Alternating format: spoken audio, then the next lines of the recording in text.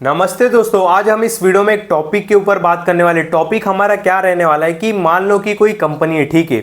उस कंपनी का करंट में पावर मतलब टाटा पावर, मान लो टाटा पावर कंपनी है और उस टाटा पावर कंपनी की करंट कैपेसिटी 1 गीगावाट है और टाटा पावर ये बोलता है कि आने वाले 2030 तक हमारी कैपेसिटी 10 गीगावाट होने वाली है।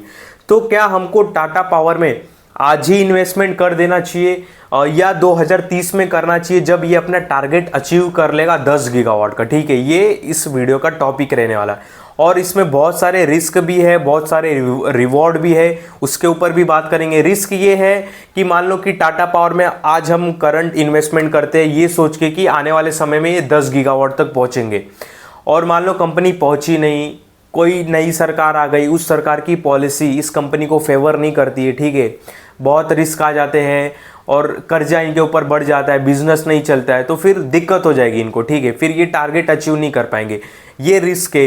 रिवॉर्ड बोले तो क्या कि हमने पहले से इन्वेस्टमेंट करके रख दिया है, बाद में जब 10 गीगावाट तक पहुंचेगी तो हमको हाई वैल्यूएशन मिलेगा, हमको हाई प्राइस देखने के लिए मिलेगा स्टॉक का। तो ये कुछ रिस्क और रिवॉर्ड है, तो इस वीडियो में हम उसके ऊपर ही चर्चा करेंगे। और जो ये रिस्क है इसमें, ठीक है, रिवॉर्ड की तो बात छोड़ दो, ये जो रिस्क है हम इस रिस्क को कैसे कम कर सकते हैं वीडियो में हम यही चर्चा करने वाले। समझे बात को? टॉपिक आपको समझ गया रहेगा कि जब कंपनी में कोई भी बड़ी इन्वेस्टमेंट होने वाली है तो वो एक दिन में तो होती नहीं है, वो 10-5 साल में होती है, ठीक है। कोई भी कंपनी अगर एक टारगेट लेके चल रहा है तो 5-6 साल का टारगेट लेके चलता है कि हम 5 साल में अपनी कैपेसिटी इतनी करेंगे उतनी करेंगे। तो क्या हमको 5 साल पहले उसमें इन्वेस्टमेंट करना चाहिए या जब इनकी कैपेसिटी पहुंच जाएगी उतनी जितना टारगेट लेके चल रहे तब करना चाहिए? समझे ना टॉपिक आपको? तो वीडियो को स्टार्ट करते हैं। मैं आपको एक एग्जाम्पल से समझाऊंगा, आपको बहुत ही अच्छे से समझ में आएगा, ठीक है। इजी और सिंपल आपको एग्जाम्पल से समझाऊंगा। अब एक मैं बिल्डिंग का एग्जाम्पल लेता हूँ, ठीक है, क्योंकि ये परफेक्ट फिट होता है स्टॉक में। अब मान लो कि कोई बिल्डिंग है, ठीक है। अब वहाँ पे वो बिल्डिंग बनने वाली है, तो वहाँ पे फ्लैट सरफेस है, मतलब बिल्डिंग बनाई नहीं है, बस जमीन है, बिल्डिंग बनने वाली है। बिल्डर बोल रहे हैं कि हम यहाँ पे बिल्डिंग बनाएंगे 7 फ्लोर की, 5 फ्लोर की, जिसको फ्लैट चाहिए आके ले लो। तो वहाँ पे जब आप फ्लैट पूछने जाओगे ना कि यहाँ पे जब आप बिल्डिंग बनाओगे यहाँ पे फ्लैट का रेट क्या है, तो उस समय आपको बिल्डर बोलेगा कि यहाँ पे 2 BHK का 50 लाख रुपीस है, उस समय ये बोलेगा। पर वही जब बिल्डिंग बन के रेडी हो जाएगा, ठीक है, वहीं पे जब बिल्डिंग बन के रेडी हो जाएगा, कलर वगैरह भी लग जाएगा, सपोज मान लो एक जन भी रहने के लिए भी आ जाएंगे बिल्डिंग में, ठीक है, तो उस समय बिल्डर से आप पूछोगे ना तो उस समय 50 लाख में नहीं देगा फ्लैट, उस समय वो 70 लाख 65 लाख बढ़ा के देगा, ठीक है। ऐसा ही बात होता है। तो देखो, हम जब फ्लैट सरफेस था तब हम जब बिल्डिंग पूछने गए तो उसमें हमको बताया उसने 50 लाख। अगर उस समय हम उस बिल्डिंग को लेंगे तो हमारे मन में क्या रिस्क आता है कि अरे यार ये जगह तो सही है ना, क्या पता आधी बिल्डिंग बना के बिल्डर्स भाग जाए, क्या पता बिल्डर्स मेरा आधा पैसा लेके भाग जाए, क्या पता ये रजिस्टर्ड प्रॉपर्टी ना हो, ठीक है। ये सब सवाल आते हैं। और वहीं जब बिल्डिंग खड़ी हो जाती है और एक जन रहने भी आ जाते तब हम पूरा मतलब 95% श्योर हो जाते कि भाई बिल्डिंग रजिस्टर है, बिल्डिंग पूरी खड़ी हो चुकी है। अगर बिल्डिंग में कुछ भी इशू रहता तो जो भी म्युनिसिपालिटी या महानगर पालिका है वो आके काम रुका देती थी, ठीक है। तो समझे ना बात को? हम कैसे समझदारी दिखाते हैं जब बिल्डिंग नहीं खड़ी रहती है तब हम ये नहीं सोच के लेते, मतलब ये सोच के नहीं लेते कि क्या पता कल को भाई अनलीगल जगह हो, अब प्रॉपर्टी लेके मतलब पैसा लेके भाग जाएगा बिल्डर।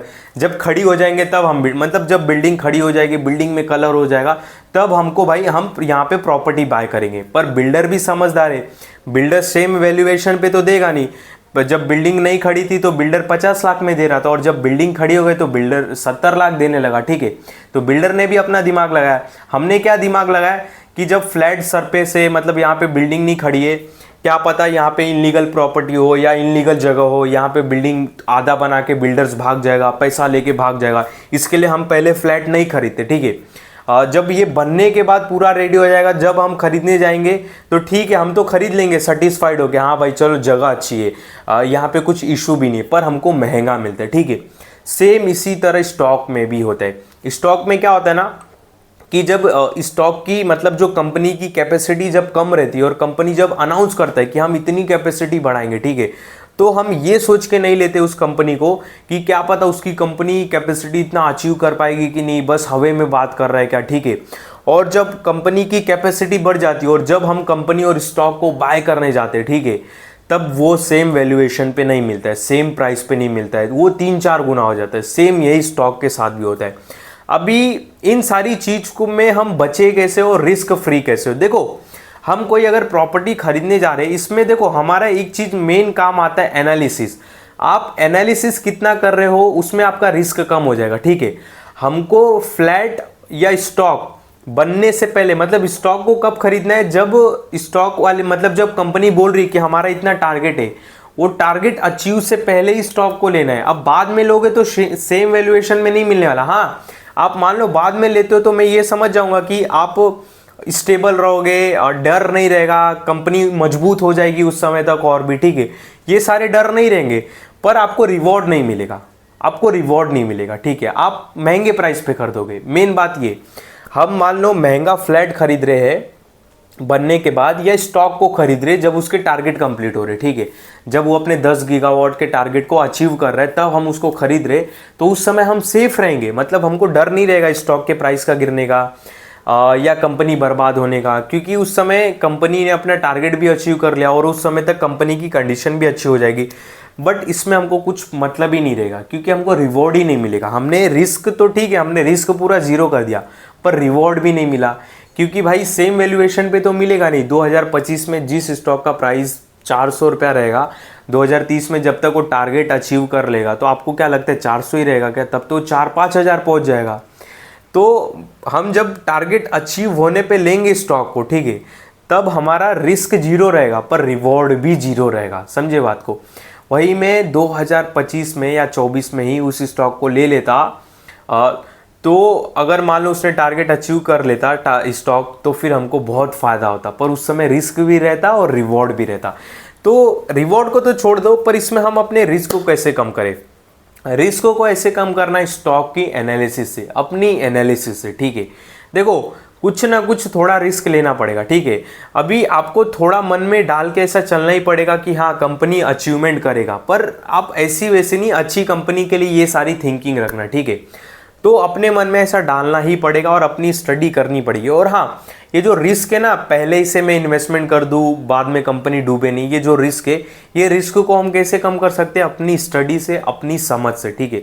मेरी जैसे समझ ये है कि मान लो कि टाटा पावर है, अब मुझको, अब कितने लोगों को उसमें रिस्क लगेगा कि भाई क्या पता अपने प्रोजेक्ट को पूरा नहीं कर पाए, हैवी प्रोजेक्ट है, ये सारी बात। और मैं उसमें रिस्क को कैसे कम करूँगा? अपनी स्टडी करके। मैं स्टडी करूँगा, अरे टाटा पावर बहुत बड़ी कंपनी है, बहुत सारे इन्होंने बैंक के कर्जे लेके रखे हैं, तो ये जल्दी डूबेगी नहीं, बैंक इनको डूबने नहीं देगा, सरकार भी इनको डूबने नहीं देगी, क्योंकि इन्होंने बैंक के कर्जे लेके रखे, प्रोजेक्ट चला रहे, प्रोजेक्ट रुक गया तो प्रोजेक्ट तो खराब, प्रोजेक्ट में जो पैसे लगे वो भी खराब, उल्टा बैंक के पैसे भी खराब। और बैंक पैसे देती है लोगों के पैसे से उठा के, ठीक है। लोगों का पैसा ही बैंक कर्जे में देती है, बड़े बड़े लोगों को।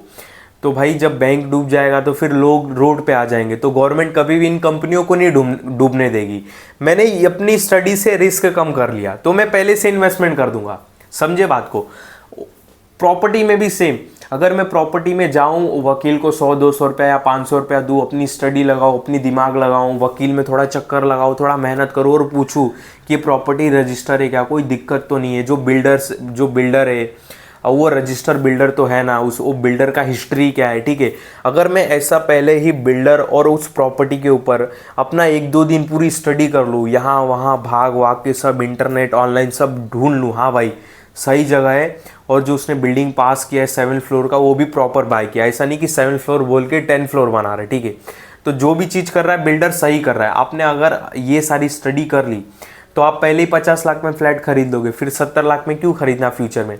सेम स्टॉक में भी ऐसा ही होता है। स्टॉक में अगर आपने पहले से पूरी स्टडी कर ली, ठीक है, और सारी चीज़ें कर ली, आपने देख लिया कि हाँ भाई कोई दिक्कत नहीं है, कंपनी बहुत बड़ी है, ग्रुप बहुत बड़ा है और लोगों की डिमांड बढ़ने वाली है, पावर की पॉपुलेशन बढ़ने वाली है, तो दिक्कत नहीं है, कंपनी अपना काम निकाल लेगी, ठीक है। तो फिर आपको आपका रिस्क ऑलमोस्ट 90% कम हो जाएगा, ठीक है। समझे बात को? और एक मैं जनरली आपको बात बताता हूँ, इन सारी चीज़ों से हटके आप कितनी भी स्टडी कर लो, कितना भी बड़े लोग दिमाग लगा लें, हाँ एक हकीकत बात बता रहा हूँ, कितना भी बड़े लोग अपना दिमाग लगा ले, स्टडी कर ले, कोई भी एक स्मार्ट इन्वेस्टर बोल रहा हूँ, बड़े लोगों की बात छोड़ दो, जो मार्केट को चलाते हैं, जो स्मार्ट इन्वेस्टर है, मतलब जिनका अच्छा खासा पोर्टफोलियो करोड़ों में, ठीक है, मतलब जो हमको दिखते हैं टेलीग्राम पे, इंस्टाग्राम पे, जो थोड़े करोड़पति अच्छे इन्वेस्टर है, वो भी ज़्यादातर किसी भी स्टॉक में यही प्रिडिक्शन कर सकते हैं कि ये डबल हो जाए, उससे ज़्यादा नहीं। कोई भी अगर बोल रहा है कि मैंने स्टॉक में मल्टी बैगर बनाया और मेरे स्टॉक ने 20 गुना रिटर्न दिया, अगर कोई ऐसा बोल रहा है तो समझो कि डबल तक तो उसने सही प्रिडिक्शन किया रहेगा, बाकी जो 19 गुना चला वो किस्मत के भरोसे चला है। समझे बात को।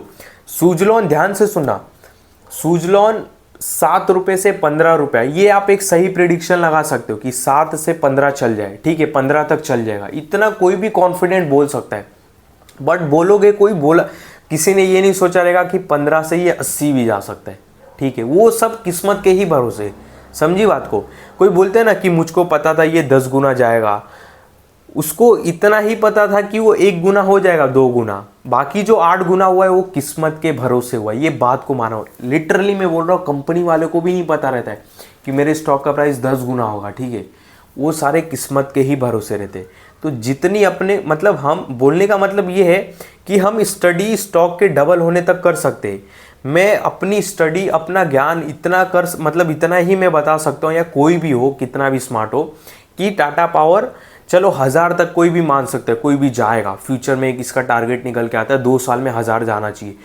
पर अगर स्टॉक का प्राइस 3000 4000 चल जाता है, ये एक नसीबी है, ये एक किस्मत है, ठीक है, ये एनालिसिस नहीं है। समझे बात को।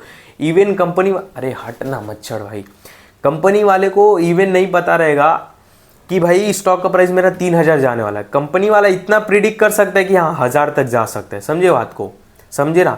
अगर कोई कंपनी बोल रहा है कि मेरा 10 गीगावाट तक मुझे टारगेट लेके जाना है, मेरी करंट कैपेसिटी 1 गीगावाट है, तो हम इतना प्रिडिक्ट कर सकते हैं, चलो भाई यहाँ 1-2 साल में 2-3 गीगावाट टच कर लेंगे।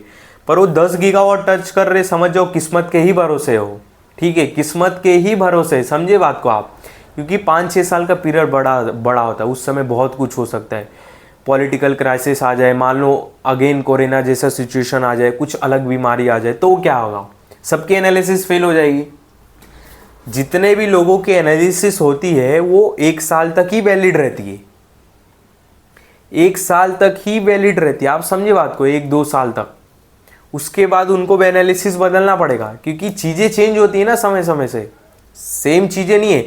मैं आज टाटा पावर पे बुलिश हूँ तो करंट के सिचुएशन के वजह से बुलिश हूँ, ठीक है, कि 1000 जाएगा।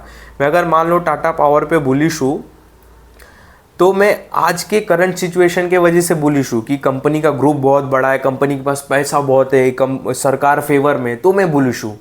सपोज 2 साल के बाद कंडीशन पूरी चेंज हो जाती है, हो सकती है, कोई भरोसा नहीं है, तो वो किस्मत के भरोसे। समझे ना आप बात को, मेरे बोलने का मतलब ये। अब रिलायंस पावर एक टाइम का सबसे बड़ा IPO लाया था, किसी ने 2008-9 में सोचा रहेगा कि भाई इनकी हालत 2-3 रुपये पे आ जाएंगे स्टॉक का प्राइस, किसी ने नहीं सोचा रहेगा, किसी ने नहीं। उस टाइम पे भी तो लोगों ने प्रेडिक्ट किया रहेगा कि ये इतना जाएगा, वो इतना जाएगा, इतना होगा, इतना होगा। क्या हुआ, 2-3 रुपये पे आ गया। तो अपनी एनालिसिस डबल तक हो सकती है, पर अगर मान लो स्टॉक चल गया 30 गुना, 15 गुना, 10 गुना, वो किस्मती है, वो किस्मती है, वो आपका एनालिसिस नहीं है, ठीक, समझे ना बात को। तो वही बोल रहा हूँ, हम इतना अपनी स्टडी कर लेंगे बिल्डर के लिए कि भाई बिल्डर सही है, प्लॉट सही है, और सपोज मान लो कि साला बिल्डर का नियत ही बदल गया, आने वाले 1 साल में पैसा ही लेके आधा भाग गया, तो क्या करोगे, ठीक है। हमने तो अपनी पूरी स्टडी की, भाई प्लॉट भी सही है, ये भी सही है, बिल्डर करप्ट निकला, मान लो उसकी नीयत गलत निकल गई, उसकी नीयत ही गलत निकली, पूरा प्रोजेक्ट नहीं किया, ठीक है, समझे बात को, वही भाग गया, तो फिर क्या करोगे। तो वही बोल रहा हूँ, ज़्यादा से ज़्यादा मार्केट में हम डबल तक प्रिडिक्शन कर सकते हैं कि ये जो अडानी है, मान लो 25 से 3000 हो सकता है 2027 तक, और ये अगर मान लो कि 3-4 सालों में 10,000 हो जाता है, वो किस्मत है फिर, ठीक है, समझे बात को। तो आप समझे अपने को कब इन्वेस्टमेंट करना है, जब कंपनी में इन्वेस्टमेंट होता हो, ठीक है। अपने को किसी भी कंपनी में निवेश कब करना है, जब कंपनी टारगेट लेके चल रही हो तभी। जैसे एग्जांपल के लिए मान लो मारुति सुजुकी है, अब मारुति सुजुकी का करंट कैपेसिटी है 25 लाख कार बनाने की, और मारुति सुजुकी ये बोल रहा है कि 2030 तक हम अपनी कैपेसिटी 40 लाख कार बनाने की तक लेके जाएंगे कैपेसिटी।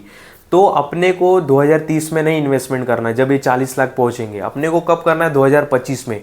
पर करने से पहले पूरा खून पसीने तक स्टडी करना उसके ऊपर कि वाकई में पहुंच पाएंगे कि नहीं, ताकत क्या है, ठीक है, करंट सिचुएशन के हिसाब से पहुंच पाएंगे कि नहीं। इतना ही दिमाग लगा सकते ना, उतना दिमाग लगाना ही पड़ेगा और लगाओ, समझे बात को। अभी HDFC बैंक कितना बड़ा है, अब बोलने को तो वो भी डूब सकता है, पर करंट सिचुएशन से बोलेंगे टॉप बैंक है इंडिया का, तो उस सिचुएशन के हिसाब से तो भाई बुलिश होना ही पड़ेगा उसके ऊपर। ऐसा तो नहीं है कि भाई जब बहुत अच्छा उसका बिजनेस और भी अच्छा हो जाए तब इन्वेस्टमेंट, तब मतलब क्या है, तब तो फिर भाई रिवॉर्ड भी नहीं, रिस्क भी नहीं, फिर मतलब ही क्या है। यहाँ पे वही करना है ना, थोड़ा रिस्क लेके रिवॉर्ड लेना है, तो आपको रिस्क लेना पड़ेगा, आपको स्टडी करना ही पड़ेगा। और इसका ये जो रिस्क रहते हैं ना इसमें कि पहले से इन्वेस्टमेंट कर दूँ, रिस्क है, इस रिस्क को कम कर सकते हैं अपनी स्टडी से, बाकी कुछ भी नहीं, अपनी समझ से। स्टडी नहीं, अपनी समझ से बोल सकते हो। स्टडी तो मैं बता ही रहा हूँ कि ये स्टडी करो, बट आपकी समझ अगर काम नहीं कर रही तो फिर कुछ भी नहीं है। अगर आप नहीं समझ पा रहे हो, अगर आप एग्री नहीं हो रहे उस चीज़ से, तो फिर मतलब ही नहीं है, समझे बात को। तो अपने को इन्वेस्टमेंट कब करना है, जब कंपनी टारगेट लेके चल रही हो तब। जब टारगेट कंप्लीट हो जाए तब क्या ही मतलब है करके, तब तो company same valuation same stock price पे तो रहेगा नहीं, तब तो कंपनी भाई हवा में उड़ गया रहेगा, तब तो भाई 10-15 गुना हो जाएगा, समझे बात को। तो इस वीडियो में आपको किसी भी तरह का बाय सेल का कॉल नहीं, ध्यान देना। जो भी मैंने बातें बताई, स्टॉक का नाम बताया, केवल समझाने के लिए बताया। मैं आपको बिल्कुल नहीं बोल रहा हूँ कि जाके ये स्टॉक अभी खरीदो, अभी बेचो, बिल्कुल भी नहीं। जो भी स्टॉक बताया केवल एग्जाम्पल के लिए बताया, केवल उदाहरण के लिए बताया। मैं आपको बिल्कुल भी नहीं इस वीडियो में बोल रहा हूँ कि इसी कंपनी इस स्टॉक को खरीद लो, इस बात का बहुत ध्यान देना, ठीक है। बाकी मेरे इस वीडियो में आपको किसी भी तरह का बाय सेल का कॉल नहीं है, इस बात का आप बहुत बहुत ध्यान देना।